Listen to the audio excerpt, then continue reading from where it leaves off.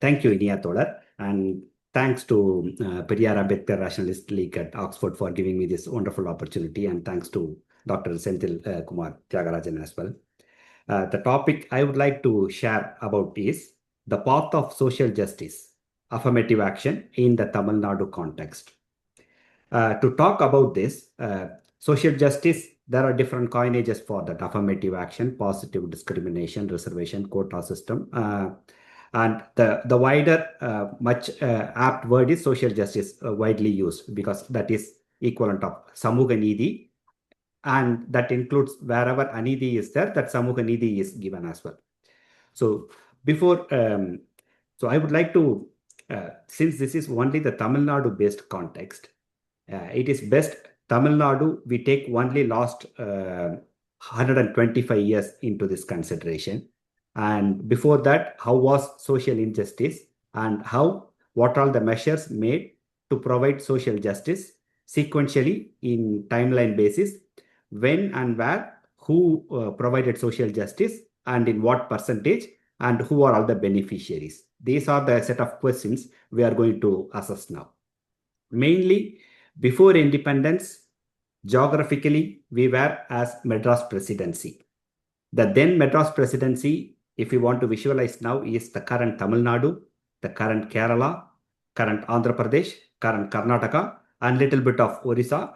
And there is certain minuses as well, like state of Mysore, state of Hyderabad, those kind of certain minuses. But geographically to visualize, this is the place we are going to discuss now. And that's when in the Madras Presidency became a Madras state after independence, because presidency became post-independence as a state. Then by 1956, that's when, due to the separation of states based on linguistic states, Madras state, Andhra Pradesh formed, Karnataka formed, and Kerala also formed. So Tamil Nadu was still called as Madras by then. Only during 1967 it became Tamil Nadu. That's out of that's out of our context anyway for now. So this is the geographical zone, and before by 1921, that's the first time the Madras Presidency has its own rule, and that's when the first government formed, that is from the Justice Party. It is in Tamil, it is called as Nidhi Katchi. So Nidhi Katchi was formed around in 1916 by three top statesmen like Tyagarayar. You in Chennai, people would know about Tyagaraya Nagar, those kind of thing, and Nadesan. In Chennai, again, people would know about Nadesan, Nadesan Punga, Nadesan Thiru, or many places out of Nadesan, and T.M. Nair. These three stalwarts are the pioneer for forming the Justice Party. By then, the socio-educational statistics taken by the British was having very disproportionate allocations amongst various sections of the societies. So that has steered these statesmen to formulate a common social justice party and steer the social justice in the society. That's how the Justice Party was formed. Justice Party is the name of and the actual name of the parties is different, but in general it is usually called as Justice Party because their magazine name, the newspaper name was Justice, so it's predominantly called as Justice Party. So in 1921, the very first Justice Party, when they formed under the prime ministership of Raja of Panagal, the very first communal jiva was introduced. That's the very first time the the communal jiva with social equity is introduced. For non-Brahmin, 44%. For Brahmin, it is 16%. For Muslim, it is 16%. Anglo-Indian and Christian, it is 16%. For the depressed classes, it is 8%. So this is the representation. Though it is written on the paper, this never get actioned. So the communal jiva has to wait for a while. Only in 1927-28, under the Ministry of Subbarayan, again, this is an independent party government, but however, mostly supported by Justice Party, and under the Minister of Muttaya Mudaliar. That's the very first time the previous communal jiva came into action. So communal GO was in paper, in principle, but the principle started come into action actually in 1927-28. So this is the second evolution. And just to give another context before then, the same system continues until independence, and past independence, the evolution slightly varies. Just to give a background context, what is the society comprises of? The society comprises of forward community, backward community, scheduled caste, and scheduled tribes. This is how the society is full of. Just to not to demean or have any without any malicious intent, just want to give the names of the caste within each and every groups, so that will give us an insight how socio-educationally everyone needs to be given enough representation. Within the forward community, it is usually called as open category as well when it comes to the affirmative action. Within the Brahmins, Iyer, Iyengar, Natukottai Chettiar, certain Mudaliyars and certain Saiva Velalas. So these are forward communities mostly. And when it comes to the backward community, the BC, that few names, the few communities within that category is Vanniyar, Kaundar, Mukkulathur, Kallar, Maravaragamudaiyar, and Nadar. So these are the packets within the societies within the backward community. When it comes to the scheduled caste, Pallar, Parayar, and Arundadiyar, all these three set of communities are part of the scheduled Pattiyalinam, scheduled caste communities. When it comes to scheduled tribes, Irular, Kudumbar, Todar, Kurumbar, Todar, these are set of communities within the scheduled tribes. So with this composition, the communal GO still continues, and until independence, this carry on. Post independence, there was a communal GO got struck down because of by a very famous case, Madras state of Madras versus Chambakam Rajan case. Let's not get into the detail of the state of Madras versus Chambakam Rajan case. There are lots of case studies around that particular case alone. However, because of the social justice movement in Tamil Nadu under the leadership of Periyar and even Anna, and even with the support of Kamarajar and with Ambedkar's influences, the first constitutional amendment introduced socially and educationally backward class can be given social justice. The very first constitutional amendment of India is that.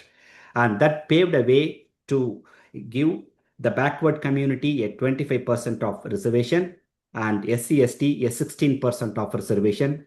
Total is now 41%, and this was by Congress.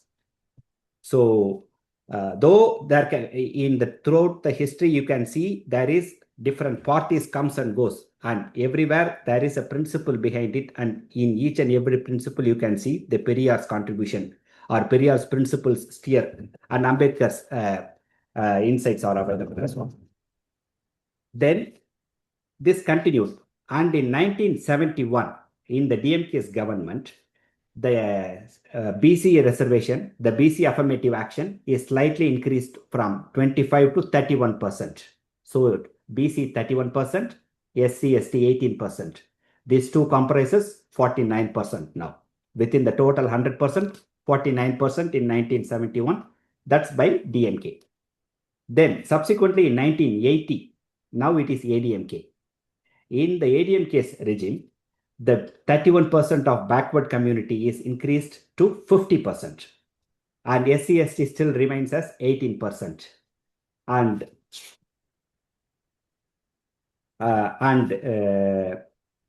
total become 68% now. 50 plus 18, 68%. Sorry, in 1971, DMK also increased the SC/ST reservation from 16 to 18 as well. So that's worthwhile to mention as well. Then subsequently in the timeline, if you still progress, in 1989, again DMK, within that BC 50%, they made an internal compartmentalization as most backward community and denotified community. So 20% is allocated for further socially educationally backward community within the backward community. That's what is most backward community. So again, we are, and also introduced is for scheduled tribes. 1% is introduced. Earlier, it was within the whole compartment of SC/ST. Now it is a separate 1% is allocated. So now we are off by by the DMK. Now we are at 69%. In 1992, there was a famous Indira Sahani case, which gave a very famous challenge to our 69% positive social justice of affirmative action we have in Tamil Nadu. So the court verdict has given a guidance like the percentage should not be more than 50%, whereas we are already 69%. That's when in 1993, the then ADMK government has introduced a Tamil Nadu Reservation Act to retain that 69%. And the ADMK was in coalition with the union government, which was Congress by then. And under the Narasimha Rao's, under that Congress rule, we introduced a 76th constitutional amendment. How we introduced the very first constitutional amendment to introduce affirmative action in Tamil Nadu, this protection of 69% in using a 76th constitutional amendment and protecting it in 9th schedule is another milestone in our social justice. So the very interesting factor in this particular situation is the ADMK was led by Ms. J. Jayalalitha, and they were in coalition with Congress in union. And in Congress, the Prime Minister was Mr. P.V. Narasimha Rao, and the President was Mr. Shankar Dayal Sharma. Nevertheless, to say, this was a steering constitutional amendment and protection driven by Dravidar Kalagam and Asriyar Veeramani. And the key point here is Jayalalitha. Sorry to say, we know which community they are from, irrespective of which community they are. Jayalalitha, Narasimha Rao, and Rajendra Prasad. Shankar Dayal Sharma. Shankar Dayal Sharma all have contributed and towards protection of this 76th constitutional amendment. Then in 2007, under the DMK regime, what happened is within the backward community, the Muslims are socially educational backward, and based on commission, again 3.5% is provided for the Muslims as well. So now the representation is like BC 26.5, BC Muslim 3.5%, MBC or DMC are 20%, scheduled community 18%, ST 1%, which is 69%. Then the subsequent 2009, again in DMK, within the scheduled community caste, Arundhatiyar were socially educationally backward. So they were given an opportunity for 3% within that 18%. So 3% is within that 18% is allocated. So overall, if you see, this is the current structure, and the very latest amendment we had in our structure internally was done by DMK in 2009. Until now, within that 69%, there hasn't been any movement. There was some attempt which was squashed by the Supreme Court as well. Let's not take that into consideration. So overall, BC has 26.5%, BC Muslim have 3.5%, MBC or DMC have 20%, scheduled caste has 15%, scheduled caste Arundhatiyar has 3%, scheduled tribe 1% is equal to 69%. So the point here is, we are pretty much aware what is the current affirmative action is 69%. So it has to be 100%. Everyone has to be included, and all their due proportion has to be included, except in all educational, higher educational, and government jobs, private jobs, judiciary, executives, and political. All the representation has to be 100% for all the society, and within that 100%, 50% again for male, female. So that would be the very best solution for a very, very good social upliftment for a futuristic society. And this dream of Periyar and Ambedkar of everyone get equal access and equality, that's how, the social justice is not just for sharing the power. It is a notion in mind as well. So things get changed. The notion of mind gets changed only when people have a collaboration, when there is inclusiveness, those kind of things. And Periyar and Ambedkar have have been pioneers on these aspects and ideologically driving the entire society. I would like to thank Periyar Ambedkar Rationalist League at Oxford for giving me this wonderful opportunity to share the affirmative action and the timeline of this affirmative action context within the Tamil Nadu before independence and past independence and what is the future we have. Thank you so much for this opportunity.